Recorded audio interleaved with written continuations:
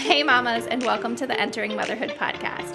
I'm your host, Sarah Marie Bilger, a wife, mom of two, VBAC mama, and doula. Here we integrate holistic mindfulness and evidence-based practices to support you on your unique motherhood journey. Whether you're trying to conceive, pregnant, newly postpartum, or supporting mamas in this stage of life, you'll feel empowered and informed as you embrace what lies ahead. Join us every episode to learn from professionals, special guests, and moms just like you, ensuring that you know what you need to know and discover things that you didn't know before.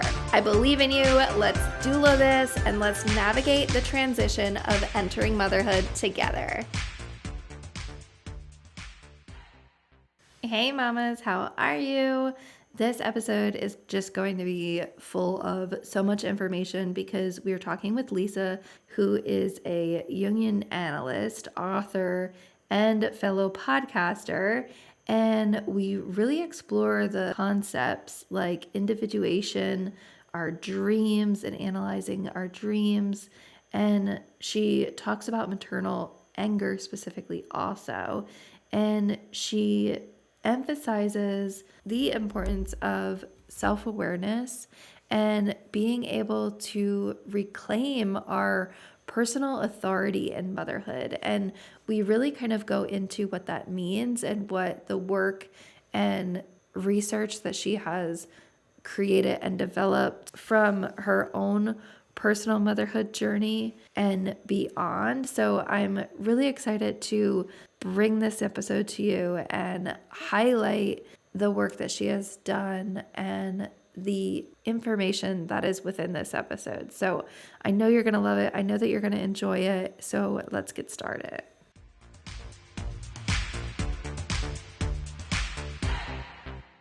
Hello, and welcome to Entering Motherhood. I am super excited to have you here today and get this conversation started.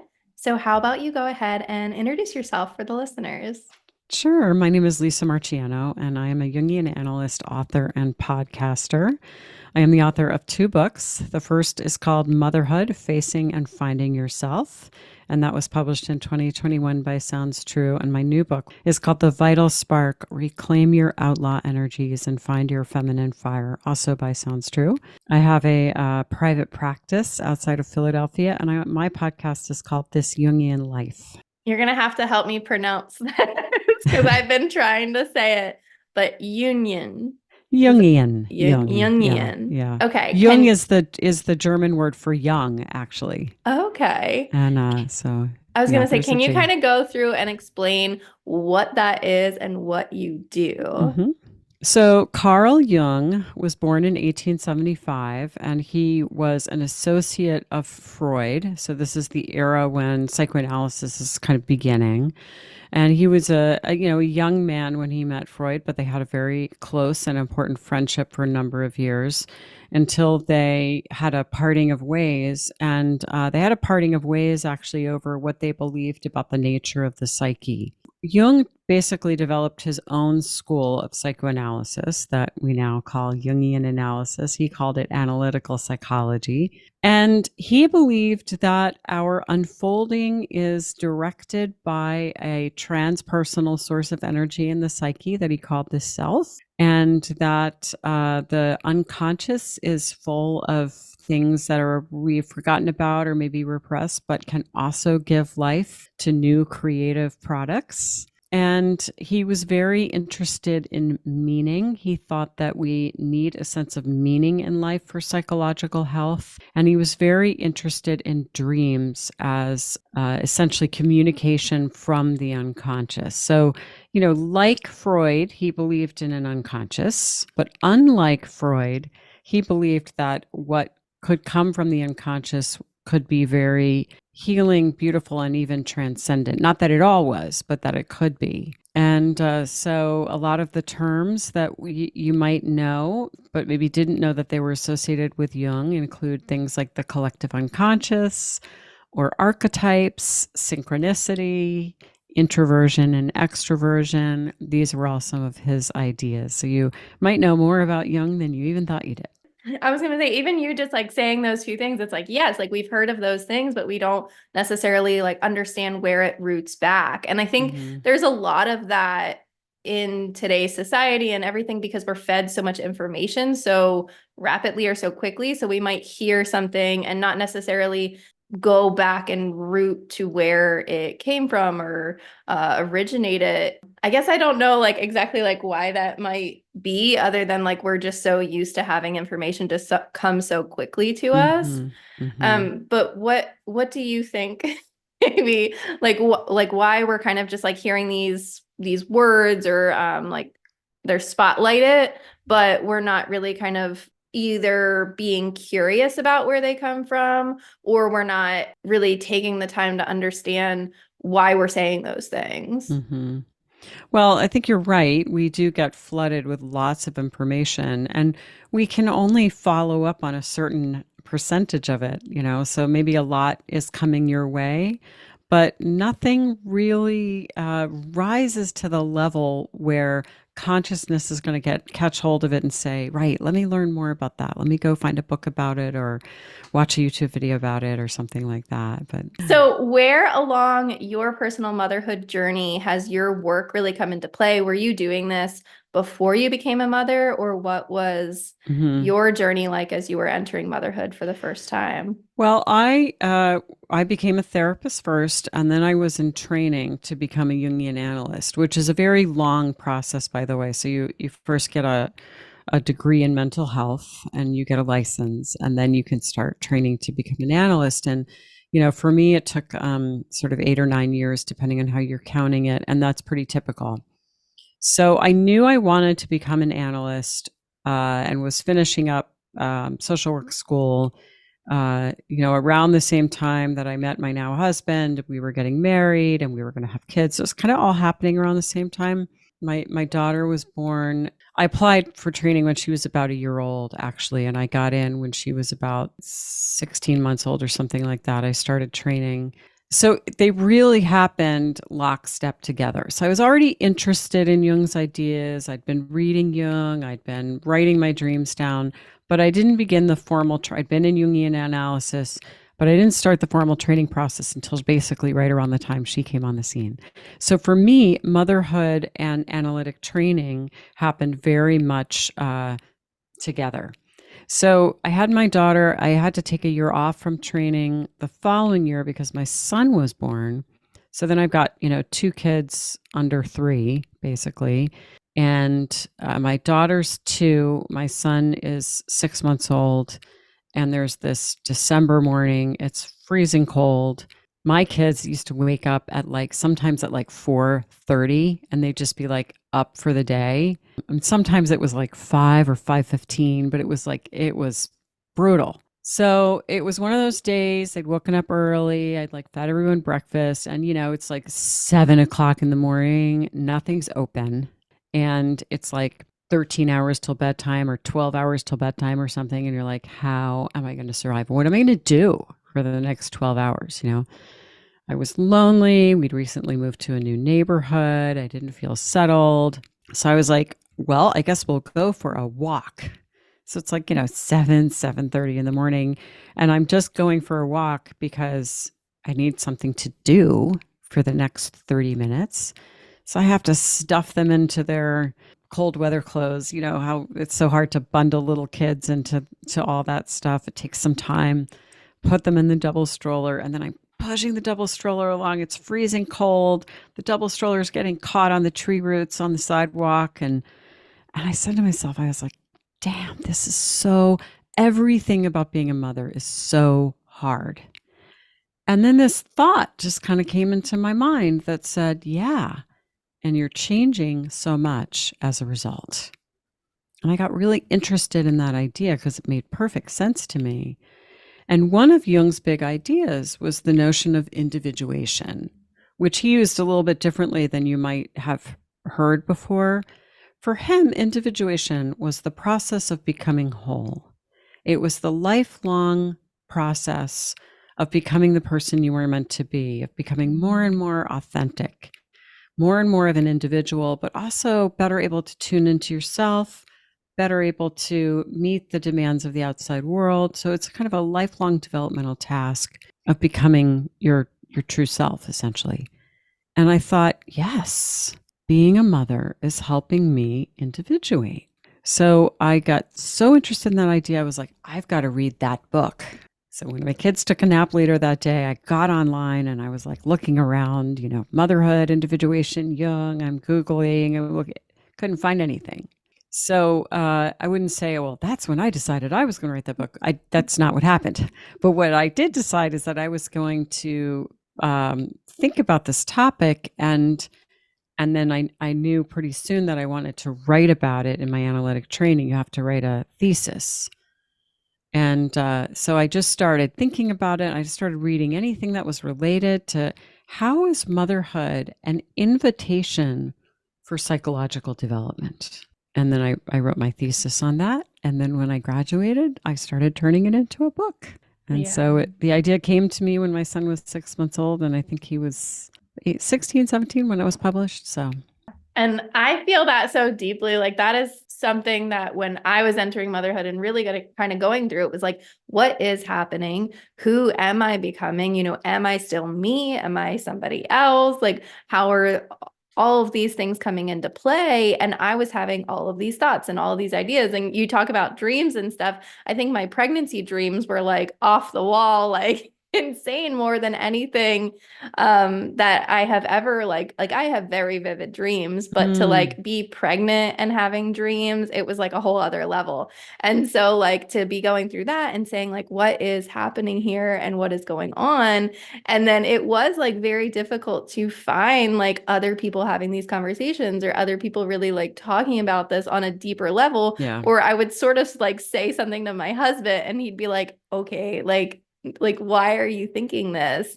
yeah. And do you think it's like heightened while we're mothers, or like, I guess why would somebody be having more of these thoughts than somebody else? Like obviously, like you just said, like we're all individuals, but like there are, I think, some people that tend to want to discover who they're becoming or get in with their self or learn more about those things than others.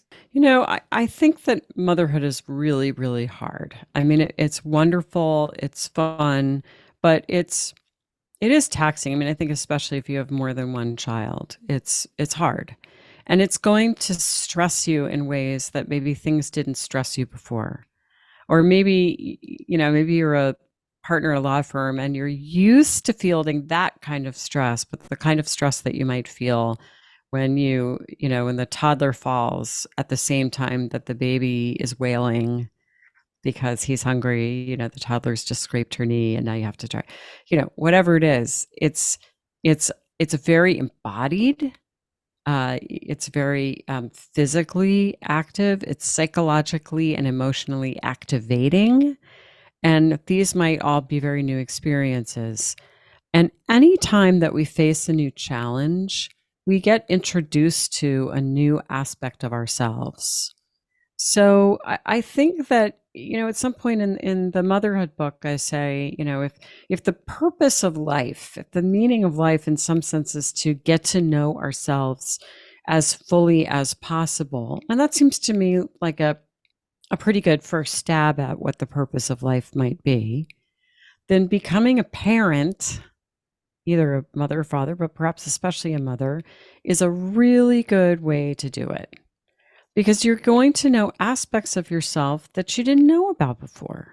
Yeah. And I think like I've kind of discussed this before, saying like, like I think that there are some experiences that can kind of put you in similar situations, but I think it is kind of like that one propelling you into that and you have no stopping. Like it's Yeah. happening and like you cannot change that. It's not like, like, oh, like you were gonna move somewhere or something and you said, never mind, I'm not gonna move. And like while there are, I guess, situations that like you can kind of detach yourself from being a parent and situations like that, but like you are wholly rooted to a new being of life forever after that point. Yeah, definitely. Yeah, it's like the image if you get on the roller coaster and once it leaves the station, you can't get off. And there's the alwaysness of it. Someone wrote that somewhere. I remember reading that, and it's like, yes, It's, the baby always needs you. So there is something that is uniquely intense about mothering that pushes us, I think, to experience a different side of ourselves. It's like, when I was a kid, there was this advertising campaign for the Peace Corps, which I think was just brilliant, actually. I remember it caught my imagination, even though I was much too young to do the Peace Corps. It said, Peace Corps, the toughest job you'll ever love. And I think that's a little bit like motherhood. It's like anything that's really immersive and difficult is going to be initiatory. And I mean, I think motherhood is an initiation. What are some things that you have found in all of your, research and analyzing that you think would be helpful for moms who are just entering this stage in their life to either be aware of or start to bring awareness to? Well, one of the things that I go into a lot in the motherhood book is about anger. Because I think that a lot of us were surprised by how angry we could get at our kids. And for myself personally, and I think we're really very different in this regard. Like this, if this is not your experience, that doesn't mean there's something wrong with you. I didn't get angry a lot when my first child was an infant. I kind of enjoyed that stage.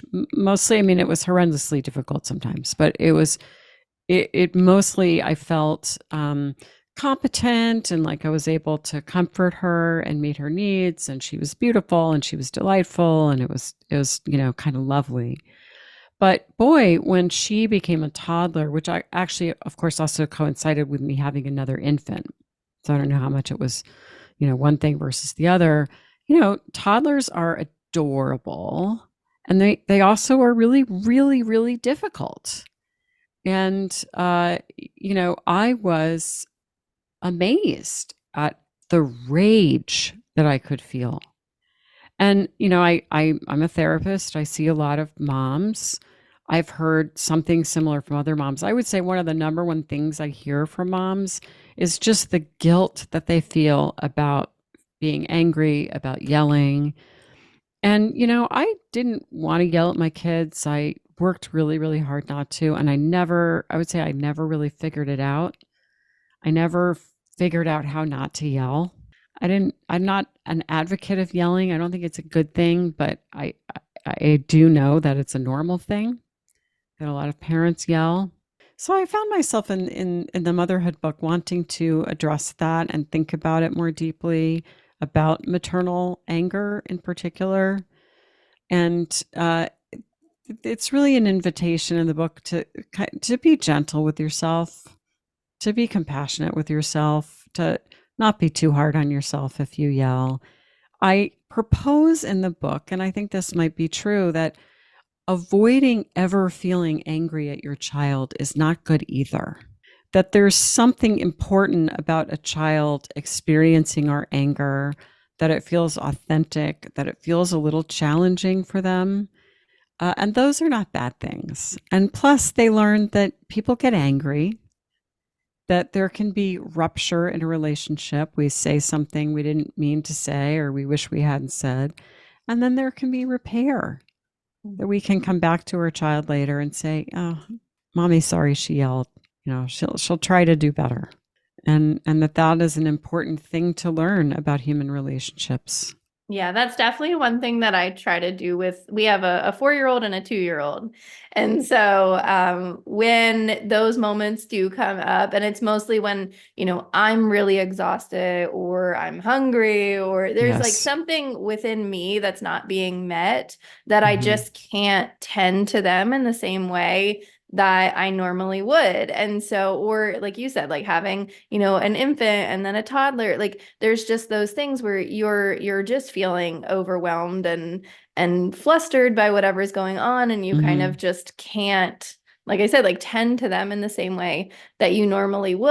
And I definitely make sure that I try to do that repair Mhm. portion and say like, Mhm. look, like mommy was just, really tired or really exhausted and overwhelmed and this made me mad because of this. And like my daughter, like only being 4, like she really, I think, like appreciates talking through those things, and it helps her say like, okay, it wasn't anything that I did. Mhm. Like mommy was just kind of, not in a mood to be, Mhm. like messed with or wasn't having the patience that she normally does. So I Mhm. think I think she can see that, and she's like very appreciative of like that repair portion. Mhm. Yeah. So it's neat to see that relationship like as they get older. Like maybe you're listening to this and you only have a newborn or a very young baby that you can't have that conversation with. And I think like starting to get in the habit of that though, and like starting to work on those Mhm. aftermath things, like they might not be able to have that conversation, but they're listening and they're understanding and they're Mhm. getting there, and you're getting Mhm. better at having those Yeah. conversations. Yeah. So, what maybe like a different perspective of your own motherhood experience that really was maybe like a large portion of your work and the books that you've written? Mhm. One of the things that I talk about in both books is this issue of authority. And for me, this is an issue that most women face is claiming your own personal agency and authority. And that really is the major theme of the Vital Spark. But in both the Motherhood book and the Vital Spark, there is a chapter devoted uh, to authority. This sense of being able to know what you know, hold your own, stand by your own truth, not let other people talk you out of it. And one of the stories that I talk about in motherhood is, my son had lead poisoning when he was a baby, and I had an intuition about it, and I didn't entirely let myself be talked out of my intuition, but I mostly did. And it resulted in this, tragedy that he got lead poisoning. And in the Vital Spark, I talk more about authority, how this is really one of the things that we need to learn how to do is to let go of trying to be pleasing and accommodating and making other people happy, and find the inner strength to stand up for ourselves. So I definitely think that many of the themes that I talk about in the Vital Spark are things that we get help with. We learn how to do them in part because motherhood pushes us. How do dreams come into play, and what has been your personal experience with dreams? Well, dreams come to give us guidance, and they usually show us where our conscious attitude may be a little bit off. So, dreams are incredibly wonderful and magical. They're so full of meaning. They're so intelligent and brilliant and multifaceted and often beautiful and sometimes just wonderfully weird and perplexing and always mysterious. So dreams are really deep magic. I use some dreams in motherhood as illustrations for things. So one of the things I talk about in the Vital Spark is the need to feel comfortable being ruthless from time to time, and it relates to this idea of authority. I mean, if you need something to happen, you might need to advocate for it in a way that would make other people feel uncomfortable. And that's what I didn't do, for example, with my son's lead poisoning. I was just a little too nice, and I didn't raise hell, and I should have. So to be able to kind of raise appropriate hell, sometimes we have to find our ruthlessness. So I was earlier in my life seeing a therapist, and it just wasn't a good fit. I just didn't feel like we were doing the work we needed to do. But I very dutifully went week after week, and I paid her fee, and I was always on time, and So finally, I had this dream that I was riding in the car with Tony Soprano. And it was a wonderful, it was just a short little dream, but it was a great image because Tony Soprano could absolutely be ruthless. He wasn't usually ruthless for no reason. And there are those characters on that show too. Tony was basically a pretty decent guy until he had to be ruthless. And then, he would do whatever it took. So I think just psychologically, that's a great image. Now, of course, dreams also trade in hyperbole and overstatement, and they can be kind of funny. So I had the Tony Soprano dream, and it kind of gave me a chuckle.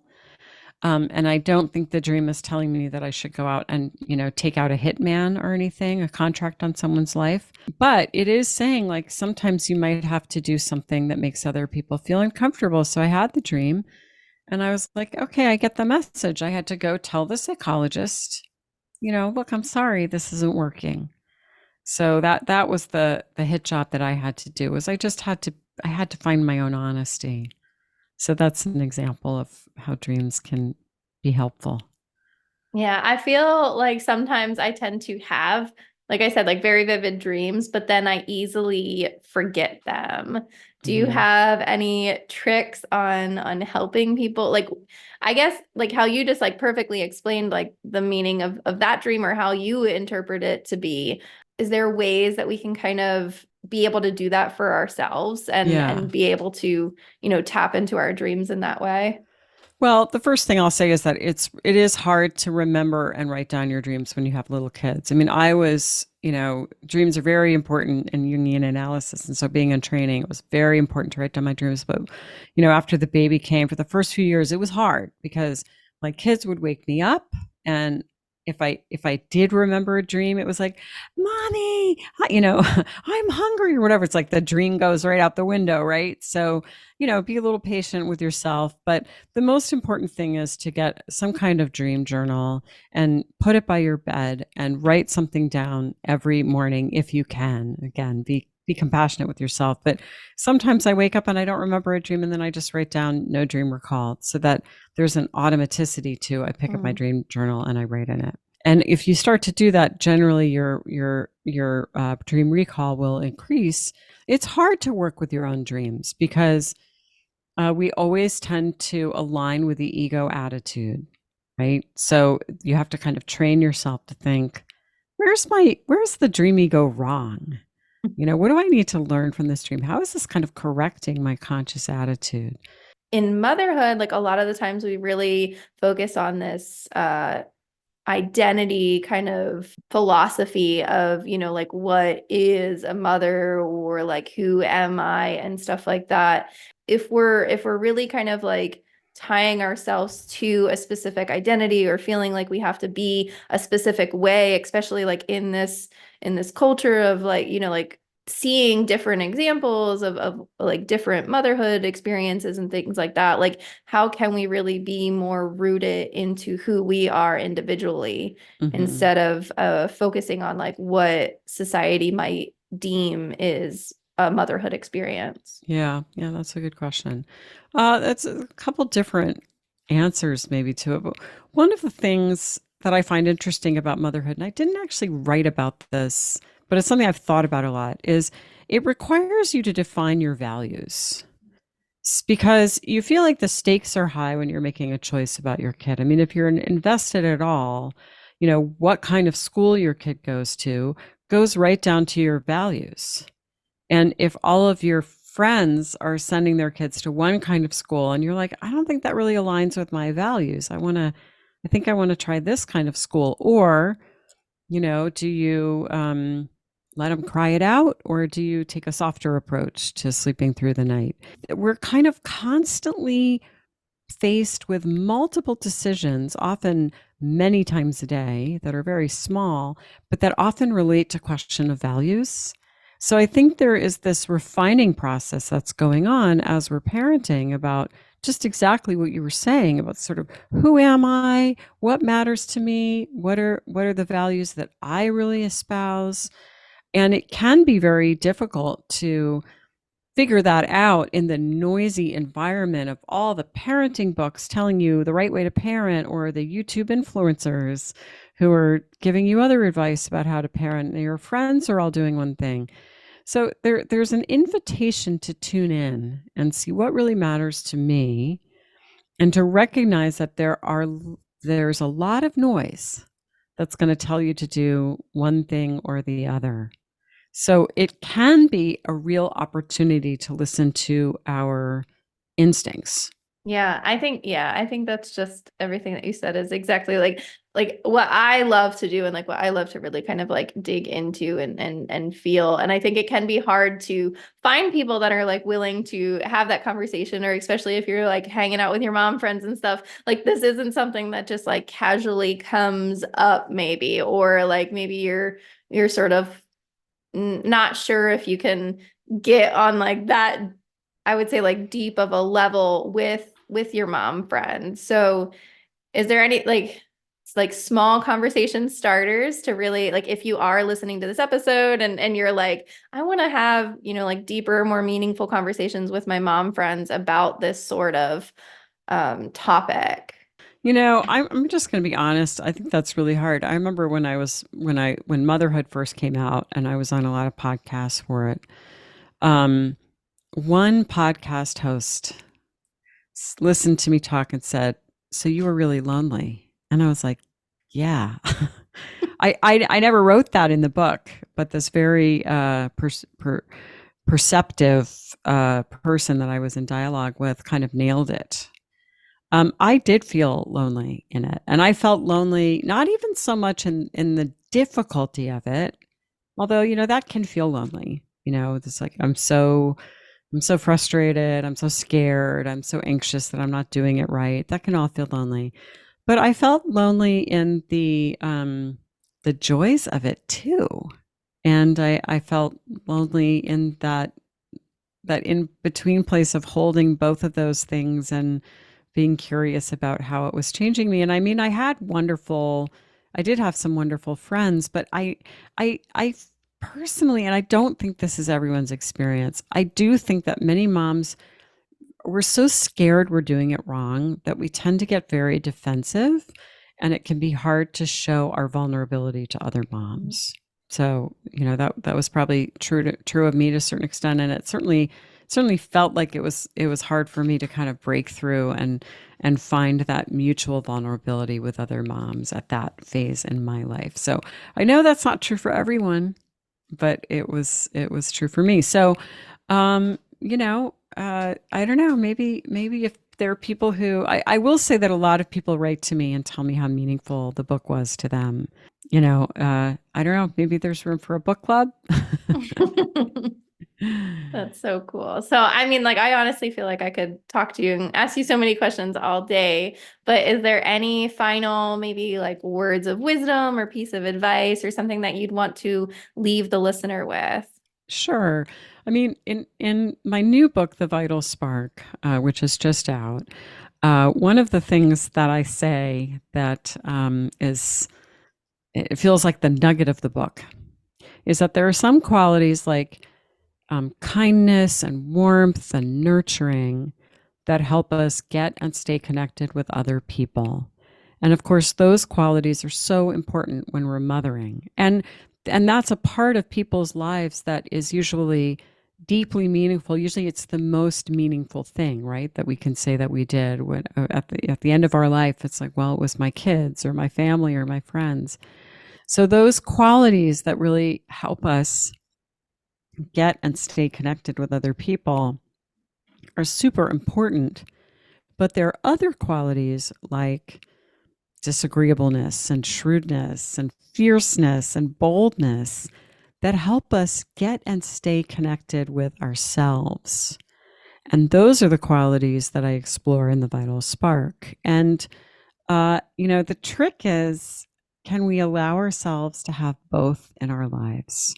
So if we're in the early stages of mothering, it may be that those first qualities, we're using those all the time, and we might feel a little depressed or a little frustrated and kind of wonder where we are just know that motherhood is an opportunity eventually to also develop those other qualities, those fiery qualities. Very cool. Well, where can we find you? Where can we get in contact with you? Give us all the details. Sure. Well, my website is lisamarciano.com, and you can read about my books there. I also have an online fairy tale group for women, which actually when you said where can you have deeper conversations about motherhood, there are some wonderful deep conversations about motherhood going on over there. That's spinningstraw.com. And you can sign up for a free 1 month trial and just see what it's like to explore fairy tales as a psychological exploration. Um, Also, my podcast is thisjungianlife.com. And yeah, those are the main places. Awesome. Well, thank you so much. Thank you. Thank you, mamas, so much for listening. Remember, you are a rock star. I believe in you. Let's doula this. Let's crank it up a notch and let's kick it into high gear together. Hit that subscribe button, share this episode with a friend, message me, email me, call me, beat me. You know how to reach me. We're doing this, mamas. I am so excited to catch you here next week. This is your one-stop go-to place for helping you find the resources you need to make the best choices for you and your family during pregnancy, birth, and most importantly, postpartum. See you later, mamas.